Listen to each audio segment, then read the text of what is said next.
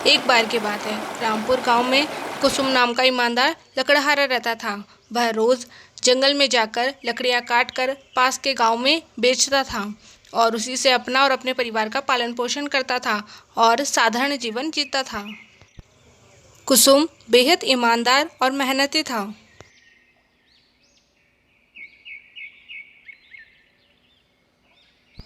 कुसुम बहुत ईमानदार और उसूलों वाला व्यक्ति था।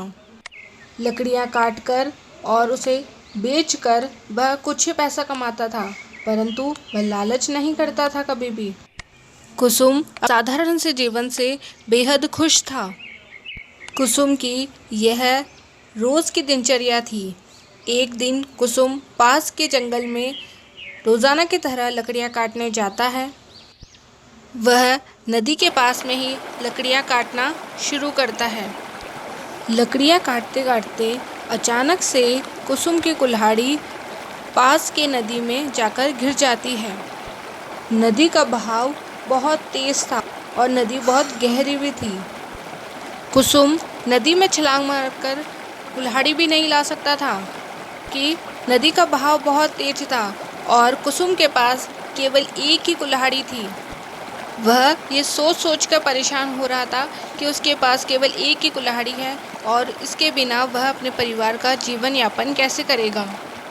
वह रोते हुए ईश्वर से प्रार्थना करता है, हे ईश्वर, मेरी मदद कीजिए। मैं इस कुल्हाड़ी के बिना अब क्या करूँगा और अपने परिवार का पेट कैसे पालूंगा।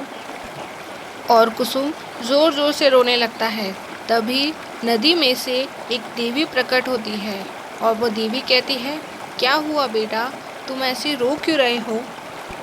कुसुम बड़े भोले मन से कहता है, हे देवी, मेरी एक लोहे की कुल्हाड़ी थी, वो इस नदी में गिर गई है। कृपया आप मुझे वो ला दीजिए, नहीं तो मैं अपने परिवार का जीवन यापन कैसे करूँगा। वो कुल्हाड़ी ही मेरी इकलौता सहारा था और उसी से मेरे परिवार का पेट भरता था। आप कृपया मेरी मदद कीजिए देवी। देवी कहती है, हाँ बेटा, ज़रूर, मैं तुम्हारी ज़रूर मदद करूँगी। यह कहकर समुद्र के अंदर से एक चांदी की कुल्हाड़ी लाती है और कहती है, क्या ये तुम्हारी कुल्हाड़ी है। कुसुम कहता है, नहीं देवी। देवी फिर सोने की कुल्हाड़ी लेकर आती है और पूछती है, क्या ये सोने की कुल्हाड़ी तुम्हारी है। फिर कुसुम बड़े भोले मन से कहता है, नहीं देवी, ये मेरी कुल्हाड़ी नहीं है। फिर देवी कुसुम की लोहे की कुल्हाड़ी लेकर आती है और पूछती है, क्या ये तुम्हारी है।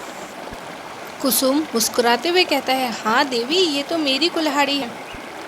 देवी कुसुम की कुल्हाड़ी और सच्ची निष्ठा से प्रसन्न होकर कुसुम को तीनों कुल्हाड़ी भेंट करती है और कुसुम भी देवी का धन्यवाद कहकर खुशी खुशी वहाँ से चला जाता है।